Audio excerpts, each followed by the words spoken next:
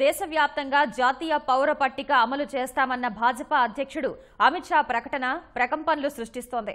ప్రస్తుతం అసోంలో అమలు చేస్తున్న ఎన్ఆర్సీని మళ్లీ అధికారంలోకి వస్తే దేశమంతటికి వర్తింపచేస్తామని అంటున్నారు కమల దళపతి. భాజపా ఎన్నికల మేనిఫెస్టోలోనూ ఈ విషయం చేర్చింది.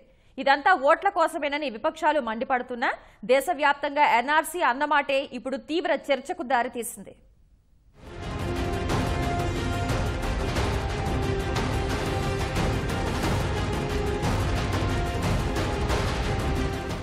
జాతీయ పౌర పట్టిక ఈ దేశ పౌరులు ఎవరో, అక్రమంగా వలస వచ్చి ఇక్కడ స్థిరపడిన వాళ్లెందరో లెక్క తేల్చేందుకు తెచ్చిన ప్రక్రియ ఇది. ఇటీవలే తొలిసారిగా అసోంలో ఎన్ఆర్సీ అమలు అనంతరం రేగిన దుమారం ఈ ప్రక్రియలోని తీవ్రత, సంక్లిష్టతను తెలియజేశాయి. నిర్దేశిత ధృవీకరణల ద్వారా దేశ పౌరుల్ని గుర్తించి అక్రమంగా దేశంలోకి వచ్చి ఉంటున్న వారి వివరాలు తేల్చడం జాతీయ పౌర నమోదు కార్యక్రమం లక్ష్యం. వాస్తవానికి సుప్రీంకోర్టు ఆదేశాల మేరకే కేంద్ర ప్రభుత్వం ఈ ఎన్ఆర్సీని అమలు చేసింది.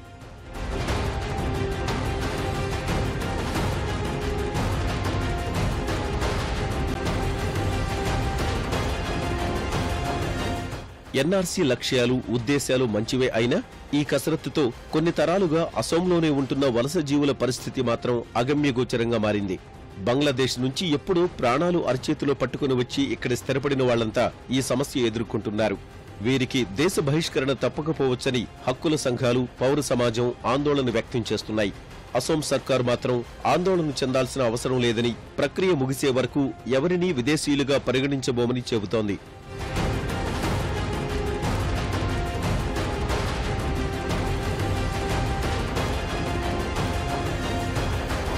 అలా మొత్తం 40 లక్షల మందిపై ప్రస్తుతం ఎన్ఆర్సీ కత్తి వేలాడుతోంది. పార్టీలు ఈ ఎన్ఆర్సీని రాజకీయ కోణంలోనే చూస్తుండడం వల్ల సమస్య జటిలంగా మారింది. అలాంటిది ఇప్పుడు దేశం మొత్తానికి ఆ ప్రక్రియను అమలు చేస్తామంటోంది భాజపా. కమలనాథుల ఈ మాట గుట్టుగా కాలం వెళ్లదీస్తోన్న వలస జీవుల గుండెల్లో గుబులు రేపుతోంది.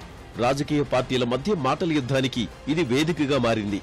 సరిహద్దు రాష్ట్రాల్లో ఇది మరింత ఎక్కువగా కనిపిస్తోంది.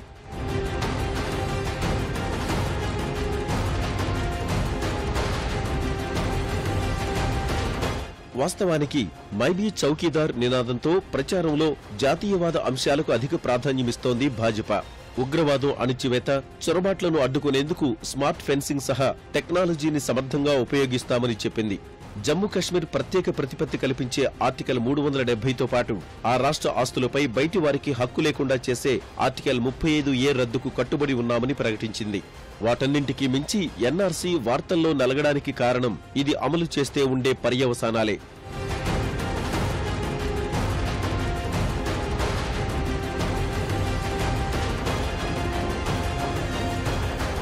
ఎన్నికల ప్రణాళిక విడుదలైన 4-5 రోజుల్లోనే భాజపా జాతీయ అధ్యక్షుడు అమిత్ షా పశ్చిమ బంగ పర్యటనలో పార్టీ వైఖరిని పునరుద్ఘాటించారు.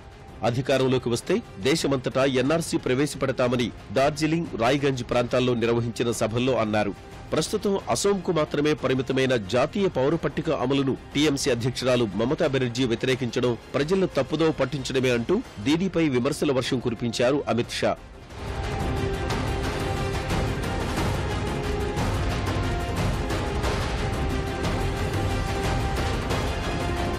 భాజపా అధ్యక్షుడి వ్యాఖ్యలను వెంటనే తిప్పికొట్టిన మమతా బెనర్జీ భాజపా హయాంలో రాజ్యాంగం ప్రమాదంలో పడిందంటూ ఎదురుదాడి చేశారు. డార్జిలింగ్ ప్రాంతంలోని రాజకీయ వివాదాలను సొమ్ము చేసుకునేందుకే అమిత్ షా ఇలాంటి విమర్శలు చేస్తున్నారని మమతా ఆరోపించారు. అమిత్ షా ప్రకటనపై జమ్మూ కశ్మీర్ మాజీ ముఖ్యమంత్రి మెహబూబా ముఫ్తీ కూడా మండిపడ్డారు. ఎన్ఆర్సీ అమలు చేయడం అంటే భారత్ అనుసరిస్తున్న లౌకిక విధానానికి విరుద్ధంగా అమిత్ షా నిర్ణయం ఉందని ఆమె విమర్శించారు. जो इस वक्त इलेक्शन के लिए वोट जीतने के लिए जो अमित शाह साहब और उनके जो दूसरे लोग जो जबान इस्तेमाल कर रहे हैं, बड़ी नाजेब जबान है और जमहूरी हिंदुस्तान एक जमहूरी मुल्क है. जम्मू कश्मीर ने भी हिंदुस्तान के साथ मिलने का फैसला इसके सेक्युलर कल्चर को देखते हुए किया है. तो मैं समझती हूँ कि अमित शाह साहब को लोगों से माफी मांगनी चाहिए, इस मुल्क के लोगों से माफी, खासकर इस मुल्क को के लिए ये खतरा बने हुए हैं. मुझे लगता है इनकी ये इस किस्म की बातें जो हैं हिंदुस्तान के सेक्युलर कल्चर के ऊपर एक अटैक है. అమిత్ షా ప్రకటనను కాంగ్రెస్ పార్టీ తప్పుబట్టింది. నిన్న మొన్నటి వరకు అభివృద్ధి నినాదాలతో హోరెత్తించిన భాజపా ఇప్పుడు భావోద్వేగ అంశాలపైనే ఎన్నికల్లో గెలిచేందుకు ప్రయత్నిస్తోందని ఆ పార్టీ నేత మీమ్ అఫ్జల్ మండిపడ్డారు. सबका साथ सबका विकास ये नारा कहाँ गया?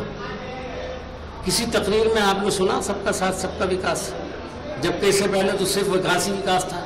आज लोग ढूंढते फिर रहे हैं विकास किधर है, और प्रधानमंत्री के मुंह से भी विकास का कोई जिक्र नहीं हो रहा। अब तो पाकिस्तान है, अब तो सेना की बहादुरी का नाम है, अब तो पुलवामा के नाम पर वोट मांगा जा रहा है। और जिस तरह से प्रधानमंत्री ने किया तो इलेक्शन कमीशन तक ने उसका संज्ञान लिया, लेकिन इलेक्शन कमीशन भी खाली संज्ञान ही ले रहा है, कोई कार्रवाई तो कर नहीं रहा है। అమిత్ షా ప్రకటనను ఎన్సీపీ కూడా ఖండించింది.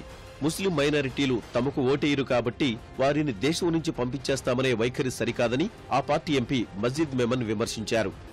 Amit Shah's statement during a campaign speech that we would pursue Citizenship Act and we will see to it that all outsiders are thrown out of the country. Well, under the guise of sorting out outsiders, the policy of NDA government has been that they would try to collect lot number of Muslims, because Muslims are not their voters, they know it, and throw them out is because they are speaking Bengal language or some other language. సార్వత్రిక ఎన్నికల్లో ఈ NRC అంశం ఓటర్లను ఏ మేరకు ప్రభావితం చేస్తుందో ఎన్నికల ఫలితాల తర్వాత కానీ తెలిసే అవకాశం లేదు.